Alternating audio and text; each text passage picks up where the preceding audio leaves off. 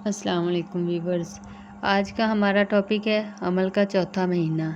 اس مہینے میں ایک حاملہ کے جسم میں کیا کیا تبدیلیاں آتی ہیں اور بچے کی نشو و نما یا بناوٹ ہے وہ کتنی ہو چکی ہوتی ہے، اس کے بارے میں بات کریں گے۔ حمل کے چوتھے مہینے کے شروع ہوتے ہی حمل کا دوسرا ٹرائمیسٹر یا دوسری سہ-ماہی شروع ہو جاتی ہے اور چوتھا مہینہ 13 ہفتوں سے 16 ہفتوں پر مشتمل ہوتا ہے۔ اس سٹیج پر آ کر حمل کے شروع کی جو علامات تھیں جیسے کہ الٹی، متلی اور تھکاوٹ، جو علامتیں تھیں، پریشانیاں تھیں، ان سے زیادہ تر عورتوں کو سکون مل جاتا ہے۔ مطلب اکثریت جو عورتوں کی ہوتی ہے وہ 3 ماہ تک ان کو یہ علامات جو ہیں الٹی، متلی وہ زیادہ رہتی ہے۔ اس کے بعد آہستہ آہستہ وہ جو ہیں الٹی اور متلی کی کیفیت جو ہے وہ کم ہوتی جاتی ہے۔ تو اس کے علاوہ ہم سب سے پہلے بات کرتے ہیں عورت کے جسم میں جو تبدیلیاں آتی ہیں اس کی۔ الٹی، متلی جیسی کیفیات کے کم ہونے کے ساتھ ہی حاملہ اپنے اندر طاقت محسوس کرتی ہے، اپنے آپ کو انرجیٹک محسوس کرتی ہے اور اپنے آپ کو کم تھکا ہوا محسوس کرتی ہے، جیسے کہ پہلے 3 ماہ میں وہ محسوس کرتی تھی۔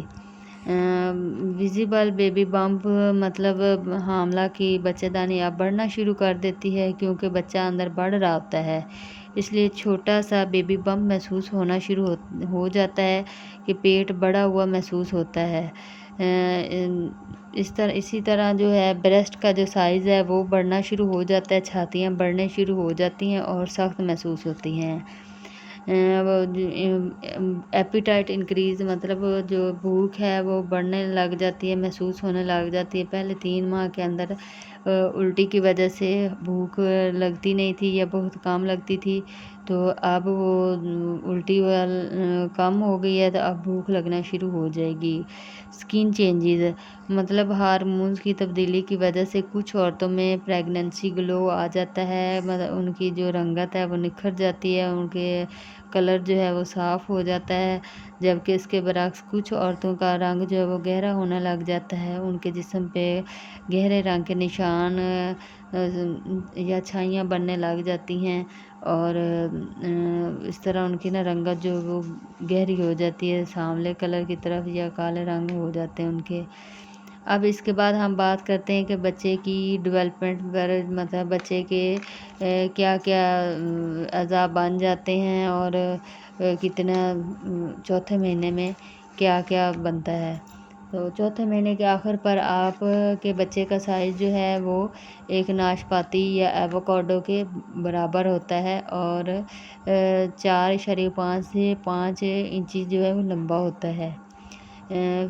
فیشیل فیچرز چہرے کی جو ساخت ہے جیسا کہ آنکھیں، کان اور ناک زیادہ واضح ہو جاتے ہیں۔ موومنٹ بچے کے مسل جو بن رہے ہوتے ہیں لیکن ابھی مکمل نہیں ہوتے، چھوٹے ہوتے ہیں، جس کی وجہ سے وہ حرکت تو کر سکتا ہے لیکن اس کی حرکت جو ہے وہ محسوس نہیں کی جا سکتی، لیکن جب الٹرا ساؤنڈ کیا جاتا ہے تو اس میں نظر آ سکتی ہے ہارٹ بیٹ۔ بچے کا دل اس وقت پورا بن چکا ہوتا ہے اور مکمل طور پر حرکت کرتا ہے، مطلب وہ فنکشن میں آ چکا ہوتا ہے اور اس کی جو دھڑکن ہے وہ ہمارے عام انسان کے دل کی دھڑکن سے تیز ہوتی ہے، اس کی جو رفتار ہے وہ عام انسان، بڑے انسان کی جو دل کی دھڑکن ہے اس سے تیز ہوتی ہے اور جو کہ 120 سے 160 پر منٹ کے درمیان ہوتی ہے۔